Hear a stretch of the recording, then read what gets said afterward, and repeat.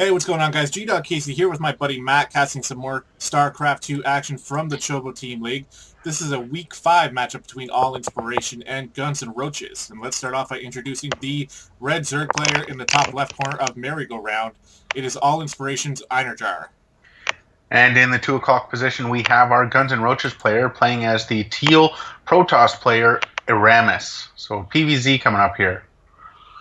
Yep, and it's going to be a pretty good matchup here. Einherjar has proven to be quite the competitor for Team All Inspiration this season, doing very well in all of his games. So I'm interested to see what he's got in store for this Protoss player, Eramis here. Yeah, and it looks like we have a scout going out. The Overlord is heading in the correct direction, so some early scouting. Although this Overlord will take, I don't know, 4 or 5 minutes to get over there, approximately. Approximately, yes. But he is in the right direction, and he's going to scout that the pylon is not on the low ground, at least when he gets there. So that's going to be a little bit of information he can use to determine his build. Yeah, and the Protoss is heading in the correct direction. He's going to probably see whether or not that he's probably might cross paths with that Overlord very quickly. See that he is heading in the correct direction and going for a scout. Yep. And we do have that pool down for Einherjar here. So he's going for a pool first, which is safe against Protoss because you never know when they're going to drop some sort of cannon shenanigans on you. So I can see why he would go for the pool first. Oh, wow. Yeah. Somehow Eramis is all... Oh, yeah, okay. Yeah, he saw that Overlord. So that's why he is fully confident that this is where Einherjar is. And he's going to try to block that expansion. Yeah, and the Protoss player has already finished his gateway, and he's already into gas. Yeah, where's that Cybercore? Has he not dropped the Cybercore? No Cybercore dropped yet. Okay, so he's focusing on just trying to block this, this expansion here. He's going to let that pylon finish. So that's a little bit of lost minerals for him eventually. But he is causing Einherjar to lose some mining time with those drones here. Yeah, and our cybernetics core was only about 15 seconds, maybe 20 seconds late, so... Yeah, it's still pretty late, though. There's a little bit of refinement could have been done there. He was probably just focusing on blocking his hatchet. He hadn't dropped it yet. Down goes the pylon.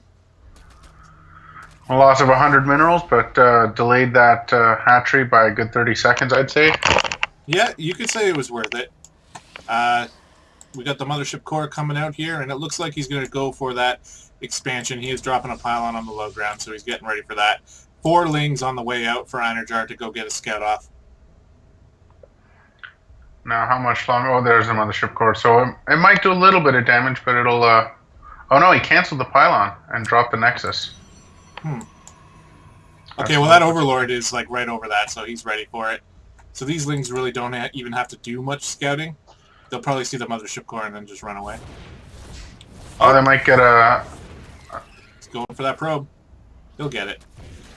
Score 1 for the lings. Taking a couple bites out of that nexus there. And still get away with 2. So, actually, it was a fair trade. 1 probe for 2 SCV, or for 2 Zerglings. Fair trade. Yeah, and we got some guys. We have some guys in gas here for Einherjar, and yeah, he does take that. Oh, wait, oh yeah, there it is. Okay, sorry, I was looking at the wrong spot. Usually, I would expect a Zerg to expand down here in the lower expansion. Yeah, farther away. Yeah. Yeah, but I mean, I don't know. He could throw off Eramis here, and Einherjar knows more than I do, so he knows why he's doing that.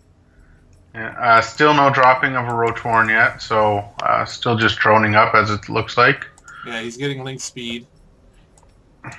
And he's left guys in gas for quite a bit, but then he did eventually take them out. So he may be, maybe he got 50 gas so that he can drop a Baneling nest if he feels like he needs to. I'm not sure. Or maybe he was just a little bit late on pulling the guys. I'm not sure. That second is done now with another gateway. 2 more gateways being dropped to complete that wall off for our Protoss player. Yeah, and he's gonna have 4 gateways total to work with. So this is the classic kind of quick expansion into 4-gate pressure. He's gonna grab that Overlord too, which is gonna suck for Einherjar. It's gonna cap him for a couple seconds. Yeah, supply looks, well, it's a little bit in favor of Einherjar, but it's pretty close as it stands. We have a couple sentries here, probably going to put down any force fields if they does get any pressure from some more Zerglings. And he dropped 2 more gateways behind this, so he's going to have 6 gateways off of 2 bases here. Einherjar still on the spawning pool. Has he got Lair yet? No. Okay, we're at almost 8 minutes and he hasn't got Lair yet. I have a feeling he's just going to start pumping out some Zerglings now. And maybe just go for a Zergling attack, which could work against only these sentries here. There's only 3 Zealots. Yeah, we have 12 Zerglings heading out right now. He could. Oh, that's a big mismatch right there. Yeah, too much for the Zerglings to take out. Although we got 22 Zerglings in production, 24 now for Einherjar. He's just looking to basically overrun, pretty much. Yeah, he's just going to ram his Zergling force right down Eramis' throat here. But Eramis has a lot of Zealots out here. He knows that there's a lot of Lings to deal with, so he might be able to hold this off. A few Lings got into the base here. They'll take out a couple probes. Good pulling of the drones. They might get one or... No. Oh, and he just leaves them alone. He's going to head in. He's in the mineral line. Yeah, and he sees all the gateways too, so he knows an attack is coming. And it looks like he's just going to defend. He's not attacking with these Lings. He's just defending with them. And there's a lot of queens here too, so this should work out for him. Wow, a forward pylon very, very close to that third. Well, this Queens is are going to go to very nice force fields. Wow. Stopping virtually all the Lings. Those Lings are wasting a lot of time here. They should have ran around that corner quicker, but there's still a lot of Zerglings here. Those Zealots are doing a lot of damage, but with more and more Lings on the way, this is going to be very tough for Eramis to actually break through. And yeah, it looks like he's abandoning his attack here. He's going to try to get some good position with these Zealots, but those Zealots are going down. Yeah, going to get cleaned up here. Supply's going to be reduced to 32 so far for Eramis. 30-28.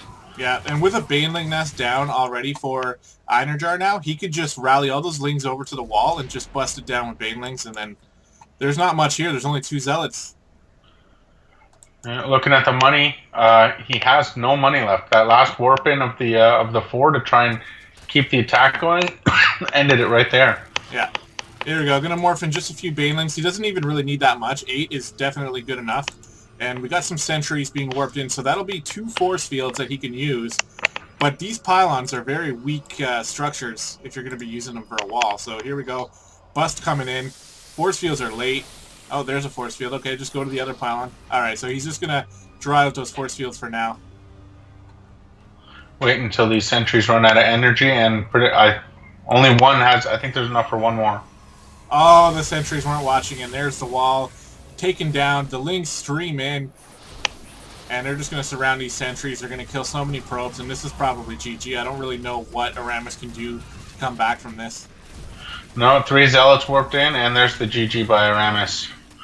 So, Lings into... a bunch of Lings to defend rather than attack, and then swapping into Banelings to finish this out. Good job by Einherjar and Eramis. Both played considerably well.